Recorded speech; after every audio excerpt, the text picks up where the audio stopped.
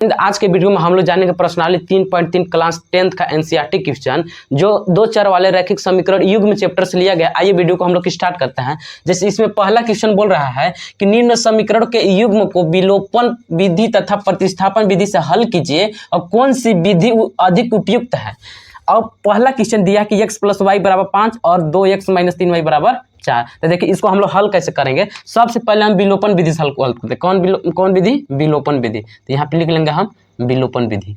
तो विलोपन विधि से हल करते हैं। तो सबसे पहले हल में हम लोग लिखेंगे ये वाला समीकरण उतार देंगे ना, ऐसे ही x + y = 5, इसको समीकरण नंबर 1 बना लेते हैं। फिर कितना है 2x - 3y = 4, इसको समीकरण नंबर 2 बना लेते हैं। अब इतना आपको आ रहा होगा समझ में। अब देखिए क्या करना है दोस्तों, हम सुनिए यहाँ पे x का गुणांक कितना है 2, यहाँ पे x का गुणांक कितना है 1 है। देखिए इसको 2 करने के लिए समीकरण 1 में कितना से गुना करना पड़ेगा, समीकरण 1 में 2 से गुना करना पड़ेगा। तो लिखेंगे यहाँ पे समीकरण, क्या लिखेंगे समीकरण 1 में 2 से गुना करने पर,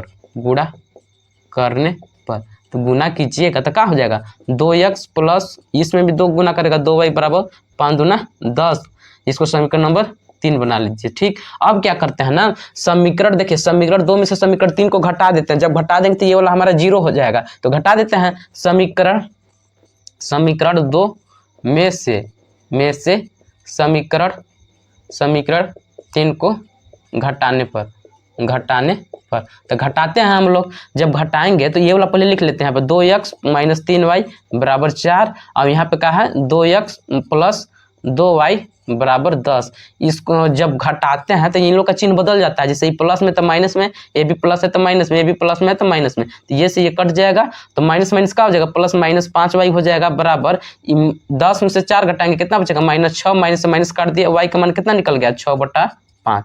y का मान कितना निकल गया 6/5। अब सुनिए क्या करते हैं, हम लिखेंगे y का मान समीकरण 2 या 3 में रख देंगे। लिखेंगे y का मान समीकरण आप किस में रखना चाहते हैं तो हम रख देते हैं 2 में। समीकरण 2 में, समी का मतलब समझिएगा समीकरण, ठीक है। समीकरण 2 में रखने पर रखिए हम लोग समीकरण 2 हमारा यही ना है भाई, यहाँ देखिए तो यहाँ पे हम लिख लेते हैं, ठीक है।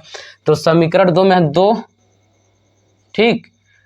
x की जगह पे कितना रखना है भाई, x की जगह पे नहीं माने यहाँ पे x से रहने देंगे -3। y की जगह पे कितना रखना है 6/5, तो गुणे लिख देंगे 6/5 = 4। इसको हल कर लेते हैं। 2x अपने जगह पे गुना करेगा -18/5 हो जाएगा बराबर 4। अब बताइए माइनस में उधर जाकर कम हो जाएगा प्लस में, यानी 2x अपने जगह पे 4 + 18/5। अब सुनिए यहाँ गुना करा देते हैं, कितना हो जाएगा 2x अपने जगह पे 5 चौका 20 + 18/5, यानी 2x अपने जगह पे 18 20 कितना हो जाएगा 38/5। अब 2 गुना कर उधर जाकर भाग करेगा, x का मान कितना निकल जाएगा 38/5 2 2 एकम 2 दोनों 19 दूना 48, x का मान देखिए कितना निकल गया 19/5। तो इसका देखिए हल हो गया। अब हम लोग सुनिए इसी को कौन विधि से लगाएंगे, विलोपन विधि से हल गया, प्रतिस्थापन विधि से लगाएंगे। तो देखिए प्रतिस्थापन विधि से हम लोग लगा लेते हैं। कौन विधि? प्रतिस्थापन, जो हम लोग पहले ही लगा चुके हैं, प्रतिस्थापन विधि। तो प्रतिस्थापन विधि में भी केवल 12 समीकरण उतार देंगे, ठीक है। x + y = 5 और फिर 2x - 3y = 4, इसको समीकरण 1 बना लीजिए, इसको समीकरण नंबर 2। इतना तो आपको आ रहा होगा समझ में। अब क्या करते हैं ना, हम समीकरण 1 से चलते हैं। समीकरण 1 से जब चलिएगा तो हमारा समीकरण 1 कितना है x + y = 5 है ना। यहाँ से x का मान निकाल लीजिए, तो इधर y प्लस में जाकर कम हो जाएगा माइनस में, यानी x का मान कितना निकला 5 - y। तो लिखेंगे x का मान, इसको समीकरण नंबर 3 बना लीजिए। लिखेंगे x का मान समीकरण किस में रखेंगे 2 में, समीकरण 2 में रखने पर, तो रख लेते हैं हम लोग रखने पर। तो रखिएगा तो क्या है हमारा समीकरण 2 x की जगह पे कितना रखेंगे 5 - y फिर -3y = 4। तो इसको हल कर लीजिए, 2 बचे 10 - 2y फिर -3y = 4। अब सुनिए माइनस माइनस क्या हो जाएगा प्लस है ना होगा जी, तो -5y हो जाएगा 4 - 10, क्योंकि इधर प्लस में था उधर जाकर माइनस में, तो -5y = 10 में से 4 में से 10 घटाइएगा कितना आ गया -6, माइनस से माइनस काट दिया, y का मान कितना निकल गया 6/5। अब सुनिए क्या करते हैं, y का मान हम समीकरण किस में रख देते हैं, समीकरण 3 में। तो लिखेंगे y का मान समीकरण 3 में रखने पर। तो रखिए समीकरण 3 हमारा यही ना है, x = 5 - y की जगह पे कितना रखेंगे 6/5, इसको हल कर दीजिएगा तो 25 माइनस 6/5 यानी x बराबर 25 में 6 घटाइए कितना 19/5। देखिए यहाँ से भी मान हमारा बराबर बराबर निकल रहा है कि नहीं। तब आगे हम लोग नेक्स्ट क्वेश्चन देखते हैं।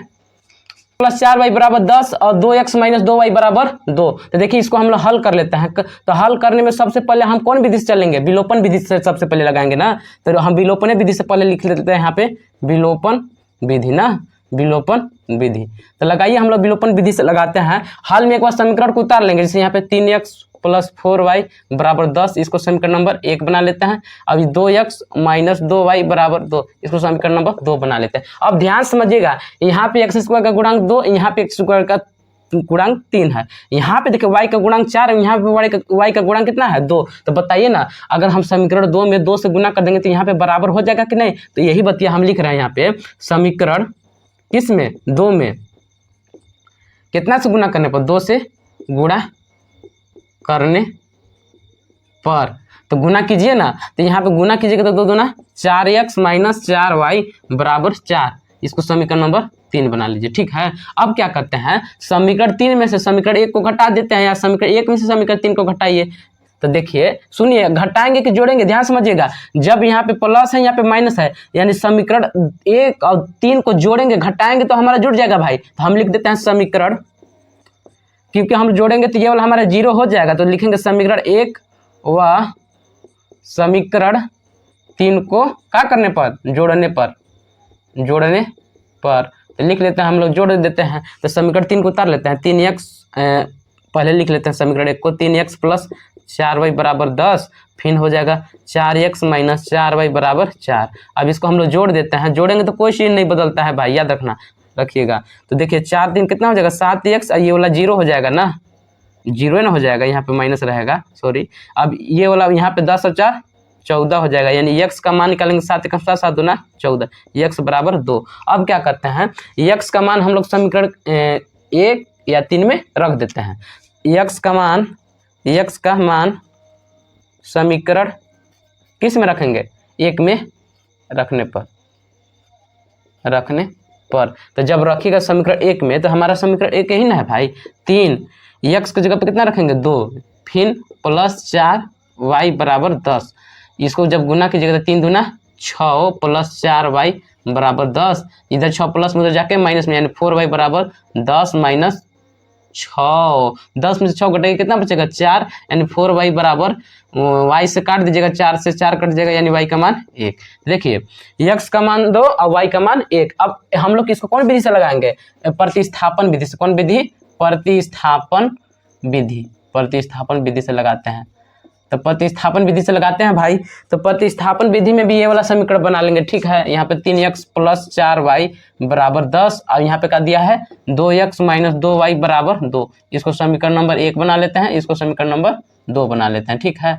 समीकरण 1 और 2 बन गया है। अब हम क्या करते हैं, समीकरण 1 से चलते हैं। समीकरण 1 से चलिएगा तो 3x अपने जगह पे + 4y बराबर 10, यहाँ से हम x का मान निकालेंगे। तो 3x अपने जगह पे, इधर प्लस में उधर जाकर हो जाएगा 10 माइनस 4y। अब यहाँ 3 गुना करा, उधर जाके भाग करेगा, यानी 10 माइनस 4y बट्टा में 3, इसको समीकरण नंबर 3 बना लेंगे। ठीक है। अब x का मान हम समीकरण 1 या 2 में रख देते हैं। तो हम समीकरण किस में रखेंगे, 1 में नहीं रखेंगे, क्योंकि हम समीकरण 1 से चल दिए। तो लिखेंगे x का मान समीकरण किस में रखने पर, 2 में रखने पर। तो रखिए ना समीकरण 2 में, 2 अपने जगह पे, x का मान कितना रखना है, गुने 10 माइनस 4y बट्टा में 3। ठीक है। अब फिर माइनस 2y बराबर 2। अब सुनिए, ये तो कोई कटने वाला नहीं है, तो गुना करा दीजिए। 10 दूना 20 माइनस 8y बट्टा में 3 माइनस 2y बराबर 2। यहाँ पे गुना कर देगा तो 20 माइनस 8y बराबर 2 3 6, यहाँ भी गुना करा दीजिए, 3 दूना 6। इधर माइनस में है तो उधर जा कम हो जाए, पहले घटा दीजिए। 20 में 6 घटाए कितना बचेगा 14, तो माइनस 8y अपने जगह पे, इधर 14 बचा है ना, तो उधर जा कम हो जाएगा, माइनस में 6 माइनस 14। तो 14 में से 8 घटा, 14 में से कितना घटाना है भाई, 14 में से 6 घटाएंगे कितना बचेगा, माइनस 8y बराबर -8 बचेगा, माइनस 8 से 8, y का मान कितना निकला, यहीं पे निकाल देते हैं हम। यहाँ पे लिख सकते हैं y बराबर 1। देखिए हल हो गया ना। अब आगे हम लोग नेक्स्ट क्वेश्चन देखते हैं।